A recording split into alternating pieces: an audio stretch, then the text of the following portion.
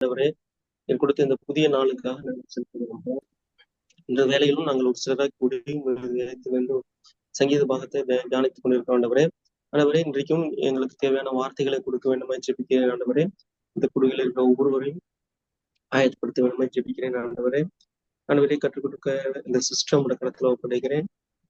இந்த குழுவில் இருக்கிற ஒவ்வொருவரையும் இந்த கருத்துல ஒப்புக் கொடுக்கிறேன். எங்களுக்கு எந்த விதமான இடையூறு இல்லாமல் அதை கற்றுக்கொள்ள அதை கற்றுக்கொண்டு அதை எங்கள் வாழ்க்கையில பிரயோகிக்க எனக்கு உதவி செய்யுங்க ஆண்டவரே. இந்த வேலை முழுவதும் இந்த கருத்துல ஒப்படைக்கிறேன். ஏற்று வழி நடத்துங்க, ஆசீர்வதிங்க. இயேசு கிறிஸ்துவின் நாமத்தில் ஜெபிக்கிறேன் அன்பு தகப்பனே. ஆமென். Over to you, sister. Thank you, brother. Sister, சங்கீதம் 92 வாசிக்கலாமா? Okay sister. கர்த்தரை துதிப்பதும் உன்னதமானவரே உமது நாமத்தில் கீர்த்தனம் பண்ணுவதும் 10 நரம்பு வீணையினாலும் தம்புருவினாலும் தியானத்தோடு வாசிக்கும் சுர மண்டலத்தினாலும் காலையிலே உமது கிருபையையும் இரவிலே உமது சத்தியத்தையும் அறிவிப்பதும் நலமாயிருக்கும். கர்த்தாவே, உமது செய்கைகளால் என்னை மகிழ்ச்சியாக்கினீர்.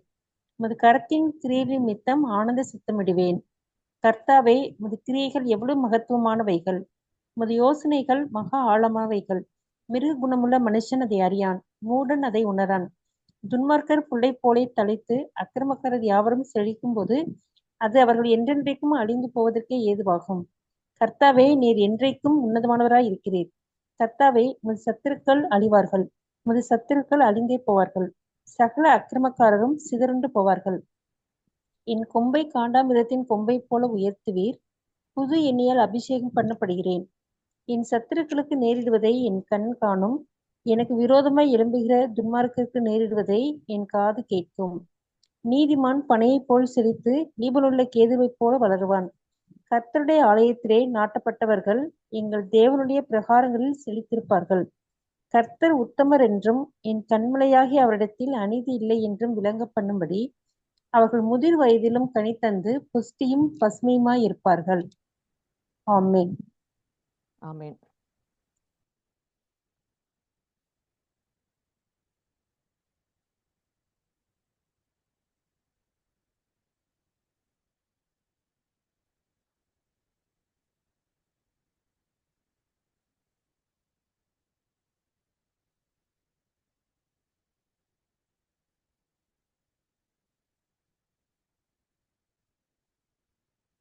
நம்ம சங்கீதம் 92 3ஆம் பகுதியில நம்ம இருக்கிறோம்.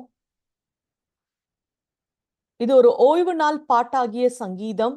கர்த்தருடைய கிரியையை, கர்த்தருடைய சத்தியத்தை எப்படியாய் நினைவு கூர்ந்து ஒரு பாடல் பாடப்படுகிறது.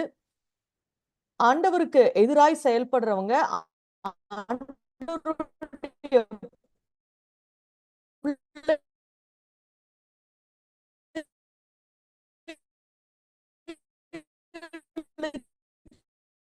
எதிராய்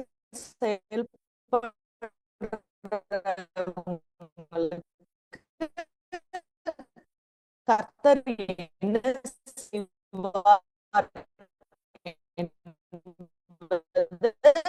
நேற்றைய தினத்துல நம்ம தியானித்தோம்.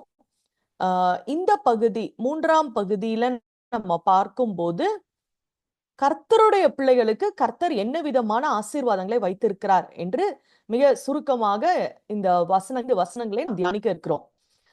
சத்துருக்களுக்கு நேருவதை என் காது கேட்கும் என்று சொல்லப்படுகிறது கொண்டிருக்கிறோம். எனக்கு சத்துருக்கள் இருக்கிறாங்க, எனக்கு விரோதமாய் செய்யற நிறைய துன்மார்க்கர் இருக்கிறாங்க. ஆண்டவர் அவர்களை பார்த்து கொள்ளுவார். அது என் கண் என் காது கேட்கும் என்று சொல்றாரு. ஒரிஜினல் ஹீப்ரூல இந்த சென்டென்ஸ் எப்படி இருக்கானா, my eyes shall look on my enemies and my ears shall hear of the wicked. அதாவது என்னத்தை நான் பார்ப்பேன், எதை நான் கேட்பேன் என்பது கிடையாது. ஆனா ஆண்டவருடைய நீதியை நான் கண்டிப்பாய் நான் விட்னஸ் பண்ணுவேன். It's not specific what we will see or hear. அவங்க அழிந்து போயிருவாங்க, அவங்க ஒண்ணும் இல்லாம போயிருவாங்க அப்படின்றதெல்லாம் கிடையாது அந்த ஃப்ரேஸ்ல. ஆனா ஐ வில் see, ஏன்னா ஆண்டவர் செய்யறத நான் பார்க்க நேரிடும். பிகாஸ் ஆண்டவர் செய்வாரு. ஆண்டவர் ஏன் செய்வாரு? அவர் ஒரு நீதியுள்ள தேவன். அதுதான் இந்த வசனம் வந்து அழகாய் காட்டுகிறது. அண்ட் இது வந்து அவர்கள் எனக்கு விரோதமாய் எழும்புகிற துன்மார்க்கருக்கு நேரிடுவதை என் காது கேட்கும் என்று சொல்லப்படுகிறது. அப்போ அவங்க இன்னும் ஃபர்தரா எந்த தீங்கும் இவங்களுக்கு செய்யாம அப்படியே ஒரு ஸ்டாப்புக்கு கொண்டு வருவார் ஆண்டவர். ஏன்னா அவங்க தீமை செய்து கொண்டே இருக்க முடியாது. நம்மளை சுற்றி இருக்கிறவங்க கர்த்தர் அதை நிறுத்தி போடுவார். அண்ட் ஆண்டவருடைய ஜஸ்டிஸ் வில் ப்ரிவேல். இதுதான் வந்து இந்த சங்கீதக்காரருடைய இருதய வாஞ்சையாகவும் இருக்கு. அவங்க வந்து அழிந்து போகணும், அவங்க ஒன்னும் இல்லாம போகணும், ஒரு ரிவெஞ்ச் மோட்ல இந்த சங்கீத பாட்டு பாடப்படல. ஆனா கர்த்தர் மகிமைப்படுவார். ஜனங்கள் இப்படியெல்லாம் எழும்பி அநியாயம் அக்கிரமம் செய்யும் போது கர்த்தருடைய நீதியும் நியாயமும் ஓங்கி இருக்கும் என்பதுல ஒரு பெரிய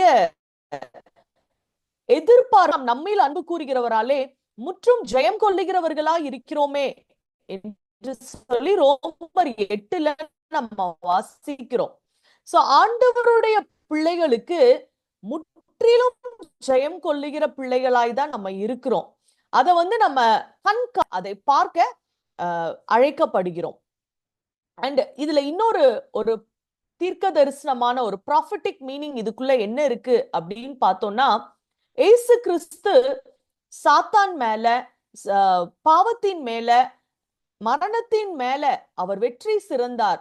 அதையும் இந்த வசனம் வந்து ஒரு சங்கீதத்துல ப்ராஃபட்டிக்கா எடுத்து காட்டுகிறது என்று சொல்றாங்க.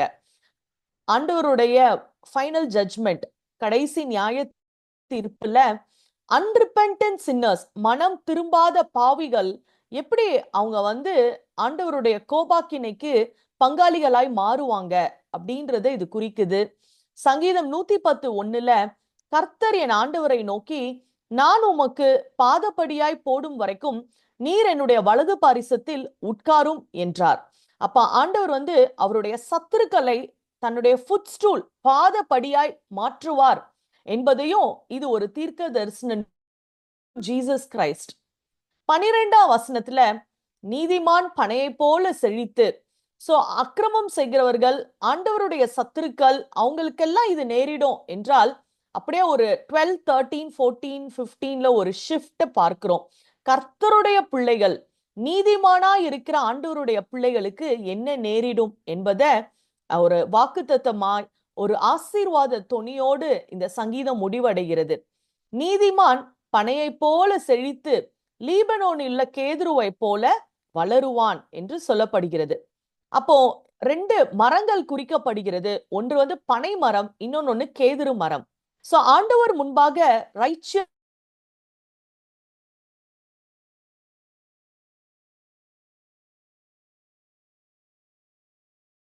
வந்து பார்கள். ஒண்ணு பாம் ட்ரீயை நம்ம பார்க்கும்போது, பனை மரத்தை பார்த்தாலே அது டெசர்ட்ல வளரும். அது வறண்ட நேரத்துல கூட அதனுடைய வேர்கள் தண்ணீரை எடுத்துக்கொண்டு அது கனி கொடுத்து கொண்டுதான் இருக்கும். நிறைய நேரம் பாலைவனத்துல ஒரு காஞ்ச பூமியில அது இருக்கிறத பாக்குறோம். அது அங்கேயே நல்லா பச்சை பசேல்னு இருக்க முடியும். It stands tall and fruitful. 2வது கேதுரு மரம், தி சீடர் ஆஃப் லெபனன் என்று சொல்லப்படுற ரொம்ப வலிமை மிக்க ஒரு ஸ்ட்ராங் அண்ட் மேக்னிஃபிசன்ட் ட்ரீ. அப்போ நீதிமானை கர்த்தர் இதற்கு ஒப்பிடுகிறார் வேதாகமத்துல. அப்ப இவங்க பார்க்கும்போது அக்கிரமக்காரர்லாம் தழைத்து போற மாதிரி இருக்கலாம். ஆனா நீதிமான், நீதியுள்ள பிள்ளைகள், அவங்க வந்து எவர்கிரீன் பாம் ட்ரீயை போல ஃபிளரிஷ் ஆவாங்க. அவங்க பனையை போல செழிப்பாங்க. ஒரு பனை மரம் அப்படியே உயர இருக்கிற அந்த பனை மரம் அப்படியே ஒரு காலம் தான், ரொம்ப படர்ந்து இருக்காது. ஒரு ட்ரங்க் தான் அது. ஒரு போல்டு ட்ரங்க்ல, ஒரு டெசர்ட்ல, தண்ணி இல்லாத இடத்துல இருக்கிற அந்த பனை மரத்தை பார்க்கும்போது கர்த்தருக்கு பிரியமா இருக்கிற மனிதர்கள் எவ்வளவு அப்ரைட்டா அவருடைய மகிமைக்கு நேராய் உயர்ந்து இருக்கிறதை போன்ற ஒரு அனலாஜியை நம்ம பார்க்கலாம். Just like the tree reaches upward, அது எப்படி உயர எழும்பி நல்லா ஸ்ட்ரைட்டா நிக்குதோ அதே மாதிரிதான் கர்த்தருடைய பிள்ளைகள் பனை மரத்தை போல செழித்து நிமிர்ந்து கர்த்தரை மகிமைப்படுத்துகிறவர்களாய் இந்த பூமியில நிற்பார்கள், நிமிர்ந்து ஊன்றி நிற்பார்கள் என்பதை அது தெரியப்படுத்துகிறது. அது எப்படி முடியும், இது எப்படி சாத்தியம் அப்படின்னு யோசிச்சோம்னா, it's by God's grace. when life seems difficult, God's grace will help them grow and stay strong. அது வந்து கர்த்தரால முடியும், கர்த்தருடைய கிருபையை சார்ந்து கொள்வதனால முடியும் என்று சொல்லி பார்க்கிறோம். இரண்டாவது, லீபனோனில் உள்ள கேதுருவை போல வளருவான். அந்த கேதுரு மரம் அது வந்து லீபனோன் தேசத்துல ரீஜன்ல காணப்படுகிற ஒரு மரம். அப்போ இந்த சீடார் ட்ரீஸை நம்ம பார்க்கும்போது, நான் இந்த பழைய ஏற்பாட்டுல பைபிள் டைம்ஸ்ல லீபனோன் எங்க இருக்குன்னு பார்த்தா, தீரு சீதோன் பட்டணங்களுக்கு பக்கத்துல இருக்கிற அந்த மலை பிரதேசம் தான் லீபனோன். எப்ரோன் மலையோடைய தொடர்ச்சியாய் பார்க்கிறோம். ரைட் சைட்ல தமஸ்கு பட்டணம் இருக்கு. இந்த தீரு சீதோன் இந்த ராஜாக்கள் வந்து தாவீது காலத்துல ரொம்ப நண்பர்களா இருக்கிறாங்க. அங்கிருந்து மரங்கள்லாம் இவங்களுக்கு எக்ஸ்போர்ட் பண்ணப்படுது, ஃப்ரீயா கிஃப்டாலாம் கொடுத்து தாவீதும் சாலமோனும் அவங்க ஆலயத்துல அரண்மனையில எல்லாம் அதை யூஸ் பண்றதை நம்ம பார்க்கிறோம். இன்றைய காலகட்டத்துல லீபனோன் சீரியா தேசத்திற்கு பக்கத்துல இருக்கு. அண்ட் இன்னைக்கும் லீபனோன் தேசத்தோடைய நேஷனல் பிளாக்ல இருக்கிற சிம்பிள் வந்து இந்த சீடார் ட்ரீ தான், கேதுரு மரம் தான் அவங்களுடைய பிளாகுக்குள்ள இருக்கிற தேசிய கொடி, தேசிய கொடியில இருக்கிற சிம்பிள பாக்குறோம். அப்போ வந்து அதனாலதான் அந்த லீபனோன் கேதுரு மரத்தை பத்தி சொல்லப்படுது. அதனுடைய சைஸ், அதனுடைய வளர்ச்சி, அதனுடைய பலம், அது காலத்திற்கும் கனிந்து நிற்கிறது, யூஸ்ஃபுல்னஸ், அந்த செடி வந்து பூச்சி அரிக்காது அந்த மரம் அப்படின்னு சொல்றாங்க. அதை வெட்டி இந்த மாதிரி அரண்மனை எல்லாம் கெட்டுறதுக்கு யூஸ்ஃபுல்லா இருக்கிற ஒரு மரம். அப்போ லீபனோனில் உள்ள கேதுருவை போல வளருவான் அப்படின்னா ஏதோ ஒரு மரம் அப்படி கிடையாது. It's such a special tree. ஆண்டவருடைய பிள்ளைகள் அது போல அவங்களுடைய வளர்ச்சி, அவங்களுடைய உயர்வு, உபயோக தன்மை, அழகு எல்லாமே ரொம்ப ஸ்பெஷலா சிக்னிபிகண்டா இருக்கும் அப்படின்னு இந்த வசனம் நமக்கு ஞாபகப்படுத்துகிறது. கர்த்தருடைய சத்தம் கேதுரு மரங்களை முறிக்கிறது என்று நம்ம ஒரு சங்கீதத்துல பார்க்கிறோம். அப்ப வந்து அது அவ்வளோ ஸ்ட்ராங். ஆண்டவருடைய சத்தம் வந்து அதையே முறிச்சிரும் அப்படின்னா அது சச் a ஸ்ட்ராங் ட்ரீ அப்படின்றதுக்கு தான் அந்த வசனம் வருது. அப்போ ஆண்டவருடைய பிள்ளைங்கள் வந்து ஸ்பிரிச்சுவலி ஸ்ட்ராங்கா, ஆவிக்குரிய ரீதியில ரொம்ப நல்ல ஸ்ட்ராங்கா வளர்ந்து ஒரு லாஸ்டிங் இன்ஃப்ளூயன்ஸ், பார்க்கிற ஜனங்கள் மேல ஒரு இம்பாக்ட்ஃபுல்லா ஒரு தாக்கம் நிறைந்த ஒரு வாழ்க்கையை வாழ்வார்கள். ஒரு ஸ்டேபிளா இருப்பாங்க. ஏதோ ஒரு காத்து அடிச்சிச்சு, மரம் கீழே சரிஞ்சு முறிந்து விழுந்தது என்று இல்லாம எல்லா புயல்களின் ஊடையும் நல்லா நிமிர்ந்து உறுதியாய் நிற்கக்கூடிய ஒரு ஆசீர்வாதத்தை கர்த்தர் அருளுகிறார். நீதிமான் பனையை போல செழித்து லீபனோனில் உள்ள கேதுருவை போல வளருவான் என்று சொல்லப்படுகிறது. 13ஆம் வசனத்துல கர்த்தருடைய ஆலயத்தில் நாட்டப்பட்டவர்கள் தேவனுடைய பிரகாரங்களில் செழித்திருப்பார்கள். அப்போ இந்த ரைச்சியஸ் பீப்புள், இந்த நீதிமானாய் வாழ்றவங்க, இன்னைக்கு உலகத்துல வந்து ஒரு 2 டிஃபரன்ஸ் இருக்கு. ரொம்ப கரெக்டா இருப்பாங்க. மத்த நம்ம பீப்புள் ஃப்ரெண்ட்ஸ் எல்லாம் நம்ம பார்க்கும்போது பொய் சொல்ல மாட்டாங்க, பிரைப்ஸ் வாங்க மாட்டாங்க, ரொம்ப இன்டெகிரிட்டியா இருப்பாங்க. ஆனாலும் ஒரு டிஃபரன்ஸ் இருக்கு. அந்த சன்மார்க்கத்துவ வாழ்க்கை முறைக்கும் நீதிமானாய் கர்த்தருடைய ஆலயத்தில் நாட்டப்பட்டவர்களுக்கும் ஒரு வித்தியாசம் இருக்கு. அதுதான் இந்த வசனம் அடுத்த ஸ்டேஜ்ல எடுத்துரைக்கிறது. நீதிமானா இருக்கிறவங்க இப்படி செழிப்பாங்க, ஆனா அதுக்குள்ள ஒரு நாட்டப்பட்டவர்கள் தேவனுடைய பிரகாரங்களில் செழித்திருப்பார்கள். They should be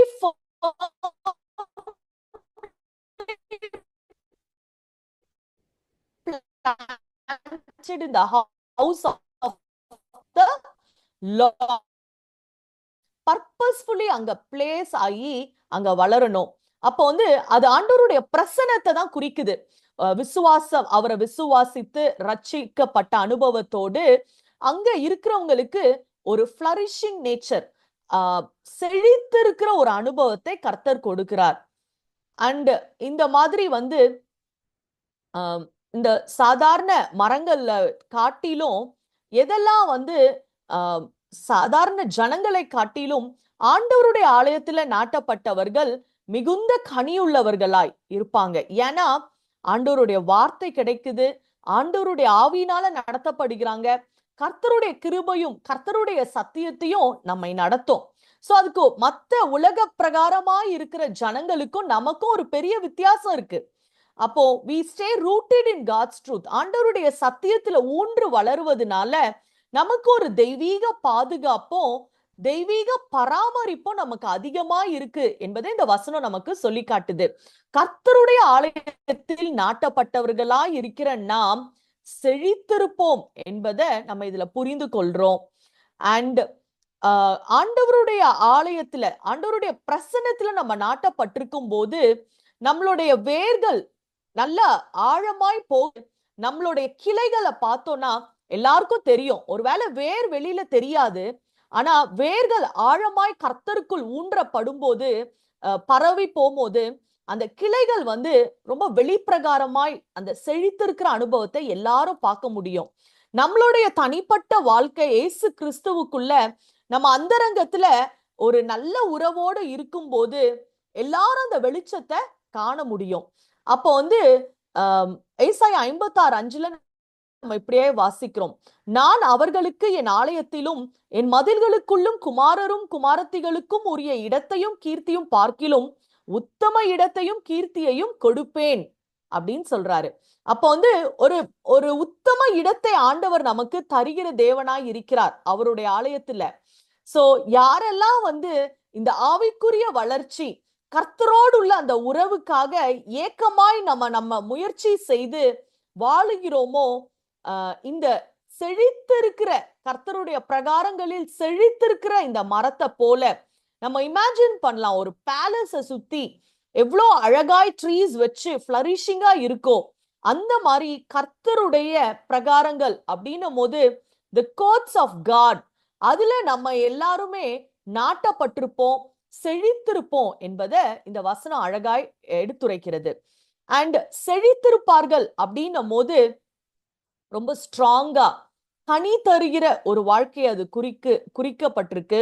சோ வெளிப்பிரகாரமாய் செழித்திருப்பது உள்ள அந்த சாரம் நல்லா இருந்தாதான் வெளியில பச்சை பசேல்னு இருக்கும். ரோமர் 11:17 வாசிக்கிறோம், நீ ஒலிவ மரத்தின் வேருக்கும் சாரத்துக்கும் உடன் பங்காளியாய் இருந்தாயானால் என்று சொல்லப்படுது. அப்போ அந்த சாரம் இன்வர்ட் ஸ்ட்ரெங்க், அந்த ட்ரீ கிவிங் சாப் ரொம்ப கர்த்தரோடு அது கர்த்தர்கிட்ட இருந்து ஒரு நாட்டப்பட்ட மரமாய் அது ஒரு ஒட்டப்பட்ட ஒரு மரமாய் நம்ம இருக்க அழைக்கப்படுகிறோம். அப்போ இந்த இன்வர்ட் கனெக்ஷன் இல்லைன்னா நம்மளுடைய வெளிப்பிரகாரமான அந்த ஆவிக்குரிய வாழ்க்கை சீக்கிரத்துல ஒரு ஃபேட் அவுட் ஆயிரும், சாயம் வெளுத்துரும் அப்படின்னு சொல்ற மாதிரி.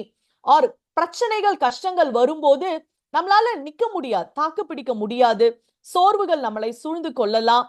நம்ம சீக்கிரமாய் நம்ம இந்த பிரச்சனை கடக்கிறதுக்குள்ளேயே நம்ம சோர்வடைந்து விடுவோம். அப்போ ஒரு ஒரு நல்ல அந்த மரம் என்ன இதுலனாலும் ஸ்ட்ராங்கா நிற்கிற மாதிரி a life of faith stays vibrant and the leaf never withers. நீர்க்கால்களின் ஓரமாய் நடப்பட்டு தன் காலத்தில் தன் கனியை தந்து இலை உதிராய் இருக்கிற மரத்தை போல் இருப்பான். கர்த்தருடைய வசனத்துல நாட்டப்பட்டவர்கள் அதன் மேல ஒரு மிகுந்த ஆர்வத்தோடு நம்ம வாழ்கிற அந்த ஐக்கியத்தை, அந்த ஃபெலோஷிப்பை நம்ம வாழ்றோம்னா நம்ம நிச்சயமாய் ஒரு செழித்திருக்கிற ஒரு அனுபவத்தை நம்ம பார்க்கலாம். கடைசியாய் 14:15 கர்த்தர் உத்தமர் என்றும் என் கண்மலையாகி அவரிடத்தில் அநீதி இல்லை என்றும் விளங்க பண்ணும்படி அவர்கள் முதிர் வயதிலும் கனி தந்து புஷ்டியும் பசுமையுமாய் இருப்பார்கள். அப்போ ஆண்டவருடைய பிள்ளைகள் ஏதோ ஒரு பர்டிகுலர் சீசன்ல மாத்திரம் வாழ்றவங்க கிடையாது. Even up to their old age, முடிவு பரியந்தம் கடைசி வரை அவங்க ஃப்ரூட் பேரிங்கா இருப்பாங்க. அப்போ நிறைய மரங்கள் ஒரு காலகட்டத்துல மட்டும்தான் கனி கொடுக்கும். ஆனா ஆண்டவருடைய பிள்ளைகள் முதிர் வயதிலும் கனி தருவார்கள் என்று ஒரு எக்ஸ்ட்ரா நோட் இதுல அடங்கி இருக்கிறது. Up to the last stage ஒரு ஃபிளரிஷிங்கா, ஒரு ஃப்ரூட்ஃபுல்லா இருப்பாங்க அப்படின்னு சொல்லப்படுது. சொல்லப்படுது. அப்ப கர்த்தருடைய ஸ்ட்ராங்கா, ஃப்ரெஷ்ஷா, ஒரு ரொம்ப எனர்ஜெட்டிக்கா ஆண்டவரோடு நடக்கிற அந்த வாழ்க்கையின் அனுபவம் வந்து நமக்கு தொடர்ந்து வரும். இன்னும் இந்த லைஃப்ல நான் இவ்ளோ ரிஜிடா, நான் ஆண்டவரை இப்படி சார்ந்து நிறைய சாக்ரிஃபைஸ் பண்ணி, நான் நிறைய விதத்திற்கு நோ சொல்லி, நான் ஒரு கமிட்மெண்டோட ஆண்டவரோட வாழுறேனே, எனக்கு என்ன, what is there for me அப்படின்னு நம்ம யோசிச்சோம்னா, நாம் கனி தந்து புஷ்டியும் பசுமையுமா இருக்கிற ஒரு காலகட்டம் நமக்கு இருக்கும் கடைசி வரை. அதுதான் ஒரு பெரிய blessing. And it is not just temporal blessings, வெளிப்பிரகாரமாய் பார்க்கிற உலக ஆசீர்வாதம் மாத்திரம் அல்ல, அது வந்து புஷ்டியும் பசுமையா இருக்கிற ஒரு ஆசீர்வாதத்தை ஆண்டவர் நமக்கு வைத்திருக்கிறார். 2 கொரிந்தியர் அழிந்து போகலாம், as we grow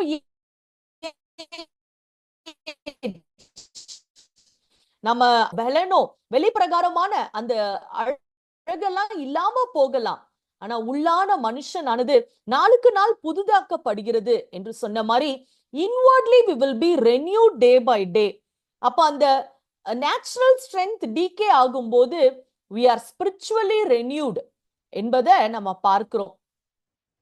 and so இந்த காலம் செல்ல செல்ல, நாட்கள் செல்ல செல்ல ரொம்ப ஒரு பிளெஸட்னஸ் இன்க்ரீஸ் தான் ஆகும் ஆண்டவருடைய பிள்ளைகளுக்கு என்று சொல்லப்படுகிறது. எப்படி மோசே மரிக்கும் போது கூட கண் இருளடையும் இல்லை, பலன் குறையவும் இல்லை என்று சொன்ன மாதிரி ஒரு வயதுக்கேற்ற இது இல்லாம கர்த்தர் ஆசீர்வாதமாய் வைத்திருப்பார். சோ இது வந்து வியாதிகள் வரலாம், சரீரத்துல பலவீனங்கள் வரலாம், பிசிக்கலா this all can happen.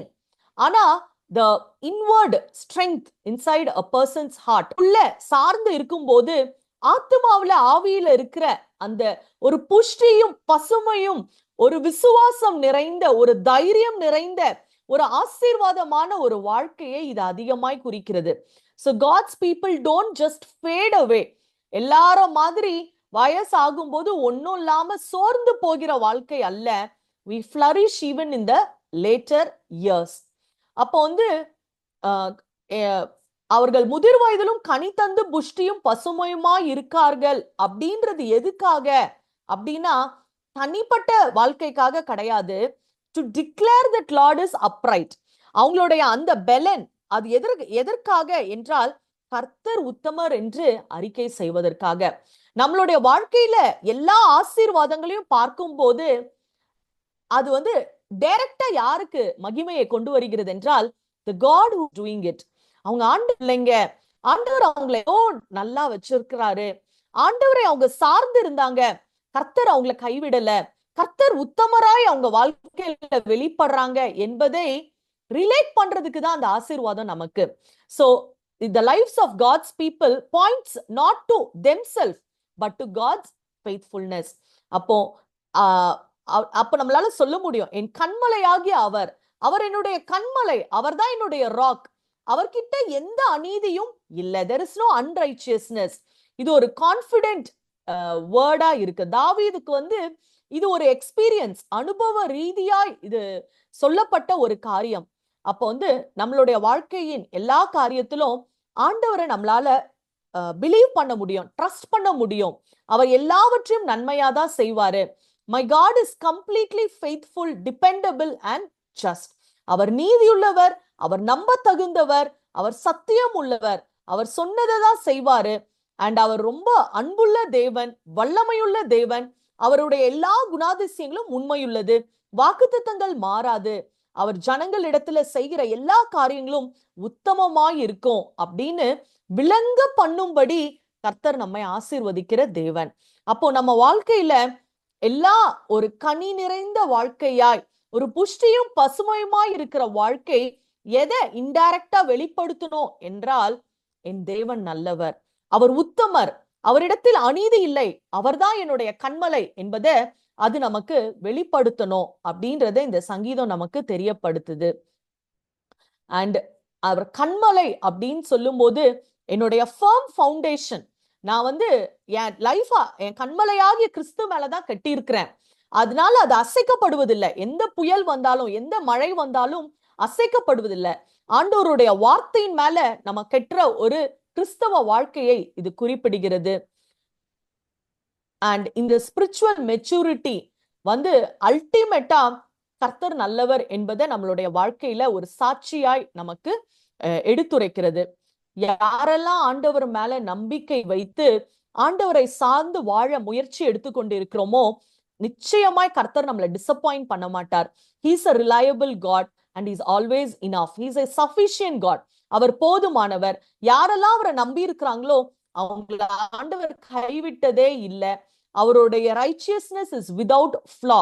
அவரிடத்துல கொஞ்சம் குறைவோ மாசு மறுவோ இல்லாத தேவன். அவருடைய குணாதிசயத்துல எந்த கரைப்படாத தேவன். அவர் பரிபூர்ணம் உள்ள தேவன். அவர் சுத்த கண்ணன். அவர் வந்து ரொம்ப ஒரு பர்ஃபெக்ட் காட் நம்ம ஆராதிக்கும் என்பதை இந்த சங்கீதம் நமக்கு எடுத்துரைக்கிறது. முடிவாய் நம்ம வந்து ஆண்டவரோட இருக்கிற அந்த வாழ்க்கையில வேரூன்றி இருக்கும் போது நம்மளுடைய வாழ்க்கையில வேதாகமம் நிறைய ஆசீர்வாதங்களை தெளிவுபடுத்துகிறது. There are promises of spiritual growth when we are rooted in God. ஆண்டவர் தான் நம்ம ஃபவுண்டேஷனா இருக்கும் போது நம்மளுடைய வாழ்க்கையில பலவிதமான ஆசீர்வாதங்களை வேதாகமம் நமக்கு எடுத்து காட்டுகிறது. நம்ம சங்கீதம் 1:3 சொன்ன போல தன் காலத்தில் கனியை தந்து இலையுதிராய் இருக்கிற மரத்தை போல் இருப்பான். சங்கீதம் 52 பார்க்கும்போது நானோ தேவனுடைய ஆலயத்தில் பச்சையான ஒலிவ மரத்தை போல் இருக்கிறேன். அப்பனா அங்க ஒரு ஃபேடிங்கே கிடையாது, உதிர்வதே கிடையாது. சங்கீதம் 72 பார்க்கும்போது அவருடைய நாட்களில் நீதிமான் அப்போ ஒரு செழிப்புள்ள ஒரு வாழ்க்கை, ஒரு abundant of peace அது குறிக்குது. இஸ்ரவேலர்களுக்கு அந்த ப்ராமிஸ கொடுக்கும் போது கூட தூரத்தில் உள்ள தோட்டங்களை போலவும் கர்த்தர் நாட்டின சந்தன மரங்களை போலவும் தண்ணீர் அருகே உள்ள கேதுரு விருட்சங்களை போலவும் இருக்கிறது. full of blessings அந்த வாழ்க்கை. ஆண்டவரோடு உள்ள உடன்படிக்கை பிள்ளைகளுக்கு யாக்கோபு குறித்து சொல்லும் போது இஸ்ரவேலுக்கு ஆண்டவர் கொடுக்கிற வாக்குத்தத்தமே ஒரு பரவி போகிற ஆறு, நதியோரத்துல இருக்கிற செடி எப்படி பச்சை பசேல்னு இருக்குமோ, கர்த்தர் சந்தன மரத்தை நாட்டி வளர்த்தா எப்படி இருக்கும், தண்ணீர் அருகே இருக்கிற கேதுரு விருட்சங்களை போல இருக்கும் என்றுதான் சொல்லப்படுது. சோ இந்த காலை வேளையில நம்மளுடைய ரூட்ஸ் எங்க இருக்கு, நம்ம எதுல ஊன்றி கட்டி கொண்டு இருக்கிறோம் நம்மளுடைய வாழ்க்கையில, கர்த்தருடைய வார்த்தையில are we rooted in God? அப்பனா நிச்சயமா இந்த ஆசீர்வாதங்கள் நமக்கும் உரித்தாகும். இரண்டாவது கடைசியாய் இந்த மரங்களை பற்றி நம்ம அதிகமாய் இந்த சங்கீதத்துல பார்க்கும் போது ஆண்டவர் நம்மளை ஒரு பனை மரத்தை போல ஒரு கேதுரு மரத்தை போல இருக்க அழைக்கிறார். அப்போ நம்ம first நாட்டப்படணும். we should be planted. ஒவ்வொரு நாளும் ஒரு செடியை எடுத்து வேற வேற இடத்துல வச்சுட்டே இருந்தா எப்படி இருக்கும்? ஒரு நாள் வந்து நம்ம பல காரியங்கள் மேல நாட்டப்படலாம். ஆனா we should be ஆண்டவருடைய பிரகாரத்துல நம்ம நாட்டப்படணும். planted in the house of the Lord. நம்ம எந்த இடத்துல நாட்டப்பட்டிருக்கோம்? உலகத்துல நாட்டப்பட்டிருக்கோமா, பணத்தின் மேல நாட்டப்பட்டிருக்கோமா, இல்ல உறவுகளின் மேல இருக்கிற பற்றுல நாட்டப்பட்டிருக்கோமா, இல்ல சிற்றின்பங்கள் மேல நாட்டப்பட்டிருக்கோமா என்ற ஒரு கேள்வியை நம்ம முன் வைக்கலாம். we should be planted in the house of the Lord. We must abide in Christ whose roots are in the spiritual. நான் எதுல நாட்டப்பட்டிருக்கேன்? நம்ம we should be planted in the house of the Lord. ரெண்டாவது we should be productive. ஆண்டவர் வந்து அதை ரொம்ப கனியுள்ள ஒரு எதிர்பார்க்கிறார். ஒரு மரம் வந்து கனி தரல அப்படின்னா இது எதுக்கு வேஸ்டா நிக்குது, வெட்டி போட்டுருங்க என்று சொல்லுகிற ஒரு எஜமான். அப்போ வந்து ஃப்ரெஷ் அண்ட் ஃபிளரிஷிங்கா இருக்கணும், ஃப்ரூட்ஃபுல்லா இருக்கணும், நமக்கும் ஆசீர்வாதமா இருக்கணும். நம்மை நம்பி கர்த்தர் கொடுத்த ஈவுகளை மற்றவர்களுக்காக நம்ம பயன்படுத்தணும். நம்ம நேரத்தை, நம்ம தாளந்த, நம்மளுடைய பணத்தை, நம்மளுடைய டைம் எல்லாத்தையும் நம்ம கர்த்தருடைய பிள்ளைகளுக்காக நம்ம பாத்துல கிராஸ் பண்றவங்களுக்கு நம்ம ஒரு ப்ரொடக்டிவா இருக்கணும். இந்த மரங்கள் வந்து கண்டினியூஸா ஃப்ரூட் கொடுத்து கொண்டே இருக்கும் அப்படின்னு சொல்லி பாக்குறோம். அந்த முதிர் வயதிலும் கனி தந்து அப்படின்னு வாசிக்கிறோம். அப்போ அது வந்து குறையாது, it gets better and sweeter. அப்படிதான் நம்மளுடைய வாழ்க்கை இருக்க அழைக்கப்படுறோம். மூன்றாவது, we should be flourishing in the courts of our God. செழித்திருக்கிற ஒரு அனுபவம். ஏதோ சும்மா நின்னோம் அப்படின்னு கிடையாது. ஒரு மரம் வந்து நட்டியாச்சு, அது வந்து கொஞ்ச நாள் கனி கொடுத்துச்சு, அப்படியே டார்மெண்டா இருக்கு அப்படின்னு இல்ல. ஒவ்வொரு நாளும் பலத்தின் மேல் பலன், பரிசுத்தத்தின் மேல் பரிசுத்தம், மகிமையின் மேல் மகிமை, ஒரு ஃபிளரிஷிங் நேச்சர், ஒரு செழிப்பை வந்து நம்ம அனுபவிக்கணும். நம்ம நாட்கள் ஆக ஆக ஒரு ரொம்ப சோர்வோ புலம்பல்களோ வயதானவர்கள் கிட்ட அதிகரிக்கிறோம். ஆனா ஆண்டவர் நம்மை ஃப்ரெஷ் அண்ட் ஃபிளரிஷிங்கா மாத்த வல்ல தேவன். அண்ட் அப்போ எல்லாவித பிரச்சனைகளையும் நம்மளால தாங்க முடியும். சோ கர்த்தருடைய ஆலயத்தில் நாட்டப்பட்டவர்கள் தேவனுடைய பிரகாரத்தில் செழித்திருப்பார்கள் என்று சொல்லி நம்ம பார்க்கிறோம். சோ இந்த 3 கேள்விகளோடு இந்த சங்கீதத்தை நம்ம முடிவு அடைக்கலாம். Are you planted and feeding on the word of God daily? கர்த்தருடைய பிரசனத்துல நம்ம நாட்டப்பட்டிருக்கோமா? கர்த்தருடைய வார்த்தையில நம்ம உட்கொள்ளுகிறோமா? Are we feeding on the word of God? நம்மளுடைய இன்புட் எதுவா இருக்கு? நம்ம அதிகமாய் சினிமாவோ, நம்ம உலக நியூஸையோ, இல்லனா வெறும் கதைகளை, பேச்சு, எம்டி வேர்ட்ஸ்ல நம்ம ரொம்ப ஃபீட் இன் கொடுத்துக்கிட்டோம்னா நம்மளுடைய ரூட்ஸ் வந்து கர்த்தருக்கு நேராய் வளராது. அது வந்து ஷாலோ ஆயிரும். அப்போ பிரச்சனைகள் வரும்போது நம்மளும் உலகத்தார் போல சரிந்து விழுந்து விடுவோம். ஆனா ஆண்டவருடைய வார்த்தையில அந்த சாரத்துல நம்ம நிறைந்திருந்தோம்னா பெரிய ஸ்ட்ரென்த், நியூட்ரியன்ஸை நம்ம ரிசீவ் பண்ணிக்கலாம். So where are we planted? ரெண்டாவது, am I producing fruit அப்படின்னு சொல்லி நம்ம கேட்கணும். என்னுடைய வாழ்க்கையில கனி காணப்படுகிறதா? ஒரு கனி நிறைந்த வாழ்க்கை. ஆவிக்குரிய கனிகள் 9 என்று சொல்லி நம்ம பார்க்கிறோம். அது எல்லாத்தையும் நான் வெளிப்படுத்துகிறேனா? அன்பு, சந்தோஷம், சமாதானம், நீடிய சாந்தம், இச்சையடக்கம், தயவு, நற்குணம், இதெல்லாம் எனக்கு இருக்கா? Glory to God. என்னுடைய ஒவ்வொரு கட்டத்திலையும், நான் வீட்டுல இருந்தாலும் சரி, என்னுடைய நெய்பர்ஹுட்ல நான் டிராவல் பண்ணும்போது, என்னுடைய பிசினஸ் பிளேஸ்ல நான் ஆண்டவருக்கு மகிமையை கொண்டு வருகிறேனா? இல்ல ஆண்டவருடைய நாமம் என்னால தூஷிக்கப்படுகிறதா என்று சொல்லி நம்ம ஒரு நிமிடம் கேள்வி கேட்டுக்கொள்ளலாம். மூன்றாவது, செழித்திருக்கிற ஒரு அனுபவத்துல நம்ம இருக்கிறோமா? நான் மற்றவர்களுக்கும் ஃபீட் பண்ற அளவுக்கு பிரயோஜனமா இருக்கிறேன்னா? am I flourishing in the courts of the God அப்படின்னு சொல்லி நம்மளை கேட்டுக்கொள்ளுவோம். இந்த ஒரு அழகான ஓய்வு நாள் பாட்டாகிய இந்த சங்கீதம் ஒரு துதியின் பாடல். கர்த்தருடைய ஜனங்களுக்கு விரோதமாய் ஈவல் பீவே தேவையில்ல. அவங்க புல்லை போல ஒழிந்து போவார்கள். ஆனா கர்த்தருடைய பிள்ளைகள் பனை மரத்தை போல, கேதுரு மரத்தை போல உயர்ந்து நிமிர்ந்து நிற்பார்கள். அவங்க வந்து செழித்திருப்பார்கள். கனி தந்து புஷ்டியும் பசுமையுமாய் இருப்பார்கள். இந்த சீசன் மாத்திரம் அல்ல, நம்ம இருக்கிற இந்த ஏஜ் குரூப்ல மாத்திரம் அல்ல, முடிவு பரியந்தம் வயதாக ஆக ஆனாலும் கர்த்தர் நம்மை நடத்துவார். நாம் கனி தந்து புஷ்டியும் பசுமையுமாய் இருப்போம் என்ற அந்த நல் நம்பிக்கையோடு இந்த வாரத்தை நம்ம தொடருவோம். Thank you very much.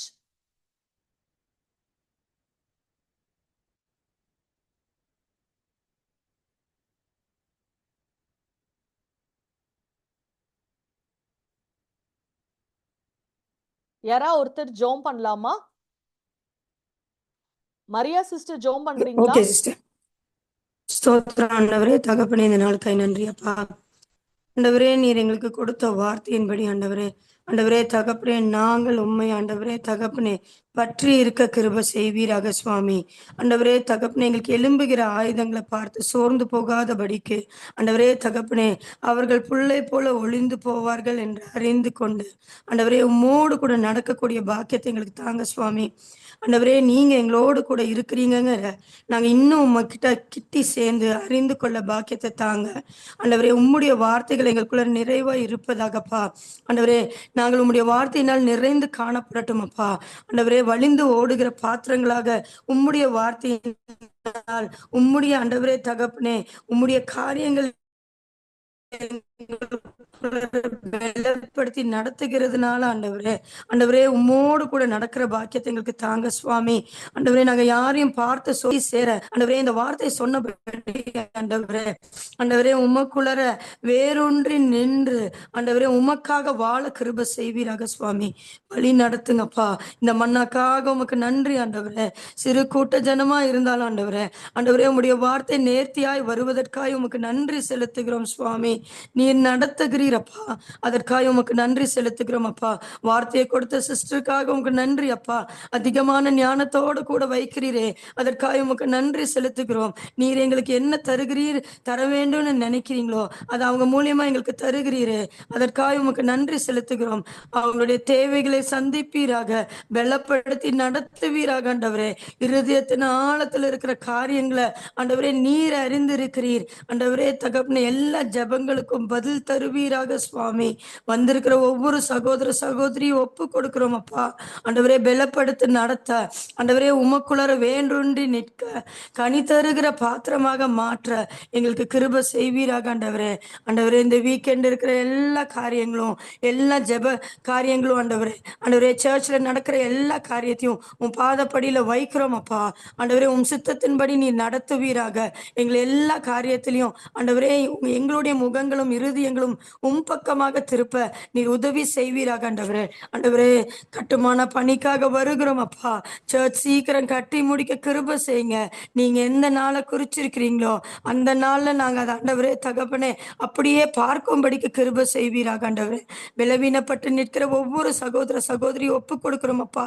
தேவைகள் சந்திக்கப்படுவதாக ஆண்டவரே சுகமளிக்கிற வல்லமைகள் கடந்து வருவதாக அப்பா. ஆண்டவரே பாஸ்டர் ஃபேமிலிஸை ஒப்பு கொடுக்கிறோம் அப்பா. வழி நடத்துங்க. எல்லா காரியத்தையும் பாதப்படியில வைக்கிறோம். இயேசுவின் மூலம் ஜெபம் கேளும் எங்கள் ஜீவனுள்ள நல்ல பிதாவே. Amen. Thank you very much. Thank